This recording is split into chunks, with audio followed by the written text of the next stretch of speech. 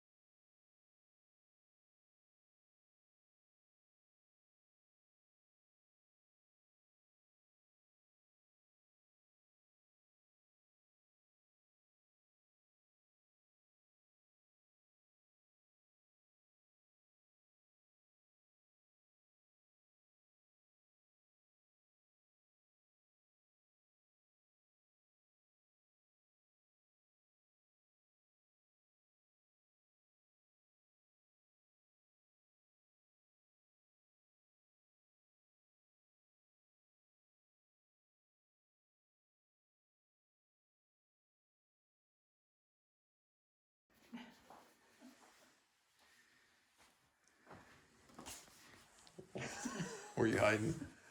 Stop hiding. The sewing room, the Keebler Cobbler. That's for the folding seat area.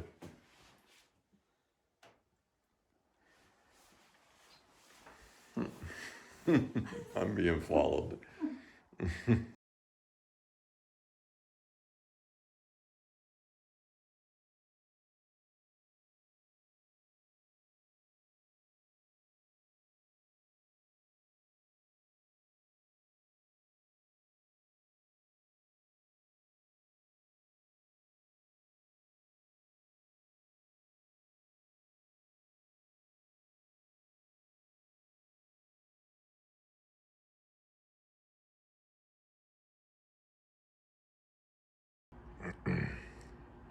Well, heidi ho, everybody. So this is my UMHW 6-inch by 1 inch. And what I'm doing is I'm routering it out. Actually, I'm taking the saw marks off too, as you can see here. I get my sanding unit, my belt sander. The trick is if it starts to get warm, move along, because it doesn't like it when it gets hot. But it's taking it down, and you're going to see the little speckle, which I don't mind actually. It has it here anyway. But all these saw marks, I'll find the good side on this, which is the other side, I think. And it's got a little mark too. But anyway, so this one goes on the port side. You can see the profile. And as you see here, there's the first one. So it's lapped a 1/2 inch over the aluminum. And it's rounded. And that is the bumper rail. So you can see how it's routed in.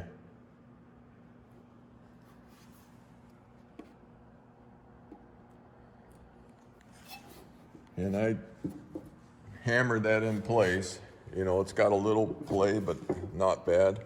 So the next one will come into play here. And at the end of it, it gets this knuckle that I built. It goes up tight against it. That'll hold it all in place. And then I'm going to put a couple of 1/4-20s recessed, top and bottom, 2 of them, to hold this piece from coming out. And it's flush on this edge. So that'll be the profile for the rub rail that I built. So I thought I'd give my knees a break from up inside. And put my rod holders up, adjusted them all, put one of my favorite Mexican lures on there.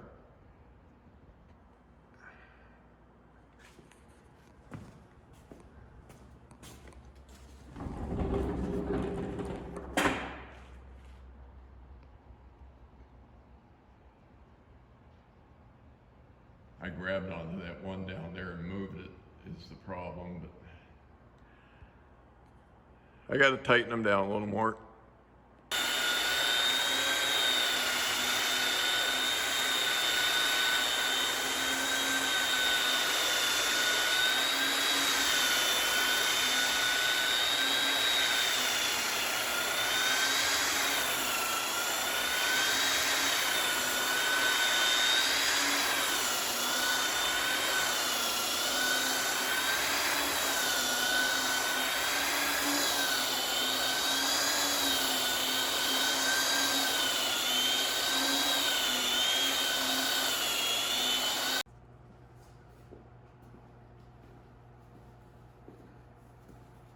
So now I'm going to put the bull nose on it.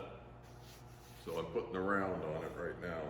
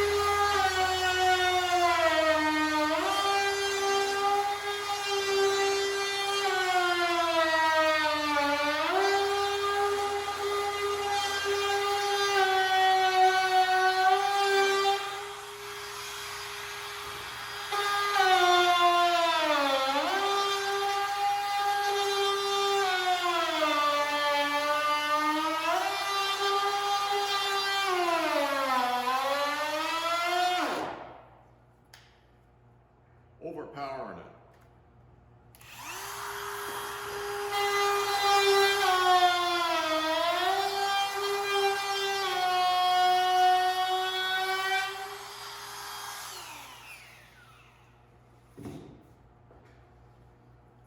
And then I take the knife and just come down the edge of it.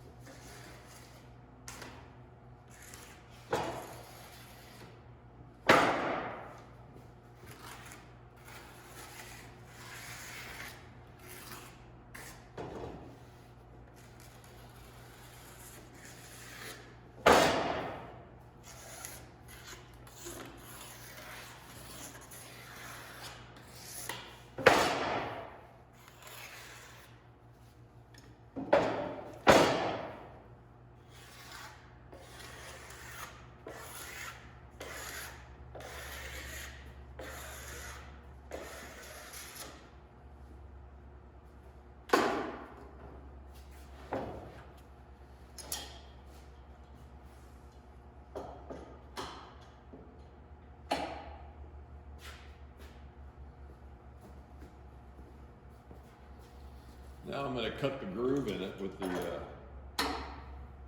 2-horse.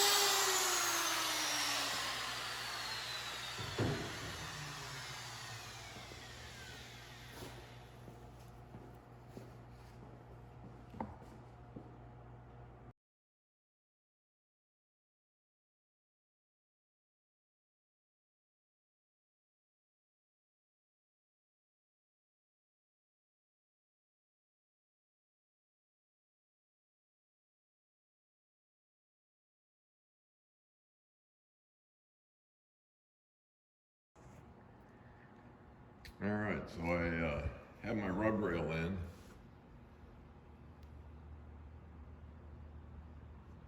It's about a 1/2 inch add to the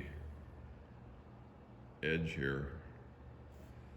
And then I sunk 1/4 stainless in 1 inch top and on the bottom to keep this end knuckle in place.